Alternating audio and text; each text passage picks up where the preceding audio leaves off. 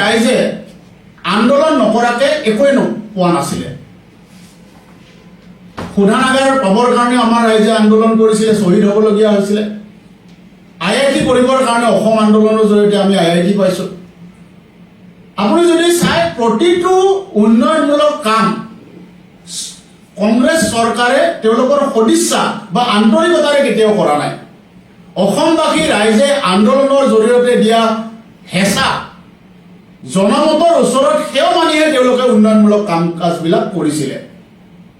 অত্যন্ত দুৰ্ভাগ্যজনক এই ইতিহাস আমি সকলোৱে জানো। কিন্তু তাতকৈ ডাঙৰ এটা নজিৰ কংগ্ৰেছে কালি লোকসভাত দেখুৱালে।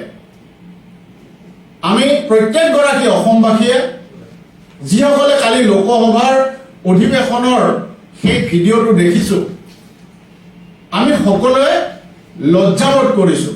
কংগ্ৰেছৰ ভূমিকাক লৈ আমি লজ্জাবোধ কৰিছোঁ। আপোনালোকে নিশ্চয় দেখিছে যে কালি লোকসভাত IIM সংশোধনী বিল উত্থাপন হৈছিলে। এই বিলখন কি কাৰণে উত্থাপন হৈছিলে? যে অসমত এখন নতুনকৈ IIM প্ৰতিষ্ঠা কৰিবলৈ কেন্দ্ৰীয় চৰকাৰে সিদ্ধান্ত লৈছে আৰু তাৰ কাৰণে এই বিলখন উত্থাপন হৈছিলে। আমি সকলোৱে জানো যে দীৰ্ঘদিন ধৰি অসমৰ জাতীয় সংগঠন অসমবাসী ৰাইজে এখন IIM অসমত প্ৰতিষ্ঠা কৰিবৰ কাৰণে দাবী উত্থাপন কৰি আহিছিলে। আলফা অসম চৰকাৰ আৰু কেন্দ্ৰীয় চৰকাৰৰ মাজত যি চুক্তি হৈছিলে, সেই চুক্তিটো IIM প্ৰতিষ্ঠাৰ কথাটো উল্লেখ কৰা আছে। অৰ্থাৎ এইটো আমাৰ কাৰণে এটা জাতীয় ইছ্যু, এটা জাতীয় দাবী আছিলে অসমত IIM প্ৰতিষ্ঠা কৰাটো। আৰু অসমৰ কৰ্মদক্ষ মুখ্যমন্ত্ৰী ডক্টৰ হিমন্ত বিশ্ব শৰ্মা ডাঙৰীয়াৰ অহৰহ প্ৰচেষ্টা আৰু দেশৰ যশস্বী প্ৰধানমন্ত্ৰী নৰেন্দ্ৰ মোদী ডাঙৰীয়াৰ অসমৰ প্ৰতি থকা আন্তৰিক সদিচ্ছাৰ ফলত আমি অসমবাসীয়ে IIM পাবলৈ সক্ষম হৈছোঁ। IIM পোৱাৰ ৰাস্তাটো মুকলি হৈছিলে। আৰু IIM প্ৰতিষ্ঠা কৰিবৰ কাৰণে আমি সকলোৱে জানো যে IIM বিলখন সংশোধনী কৰিব লাগে। ইতিমধ্যে গোটেই দেশতে 22খন IIM আছে। আমাৰ উত্তৰ পূৰ্বাঞ্চলৰ শ্বিলঙত এখন আছে। আৰু অসমবাসী ৰাইজৰ কাৰণে আটাইতকৈ ডাঙৰ খবৰটো, আটাইতকৈ আনন্দদায়ক খবৰটো হ'ল যে IIM বিল সংশোধন কৰি অসমৰ কাৰণে অসমত এখন নতুন IIM প্ৰতিষ্ঠাৰ কাৰণে কেন্দ্ৰীয় চৰকাৰে উদ্যোগ লৈছে। কালি সেই বিলখন যেতিয়া লোকসভাত উত্থাপন হৈছিলে, অতি নিৰ্লজ্জভাৱে কংগ্ৰেছ দলে তাৰ বিৰোধিতা কৰিছে।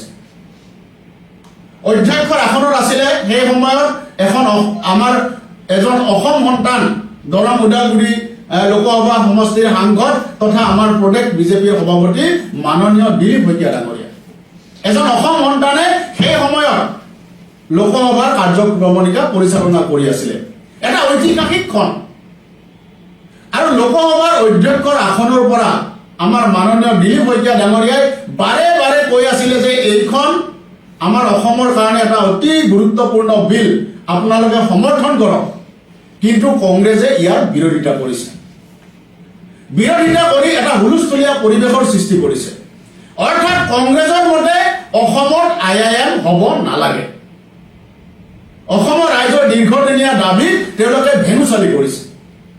অসমৰ দীৰ্ঘদিনীয়া দাবীত তেওঁলোকে সম্পূৰ্ণৰূপে উপলুঙা কৰিছে। কৰি তেওঁলোকে এই বিলখনৰ বিৰোধিতা কৰিছে।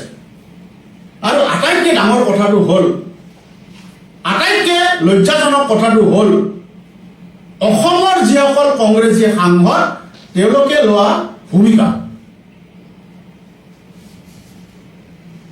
অসমৰ সাংসদসকলে সৰ্বভাৰতীয় কংগ্ৰেছৰ সাংসদসকলে লোৱা ভূমিকাৰ অনুৰূপ ধৰণে তেওঁলোকে অসমত IIM প্ৰতিষ্ঠা হোৱাৰ বিৰোধিতা কৰিছে। কালি লোকসভাত অসমৰ সাংসদসকলেও, অসমৰ কংগ্ৰেছী সাংসদসকলেও IIM প্ৰতিষ্ঠাৰ বিৰোধিতা কৰিছে। ইয়াতকে ডাঙৰ দুৰ্ভাগ্যজনক কথা কি আছে? যিকোনো খবৰৰ বাবে যোগাযোগ কৰক 7099017330 লগতে 7099017110 নম্বৰত।